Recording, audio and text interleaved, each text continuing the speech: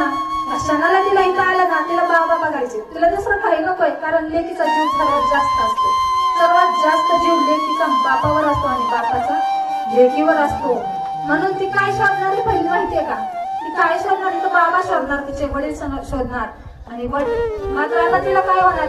या ठिकाणी बाबा दिसणार नाही.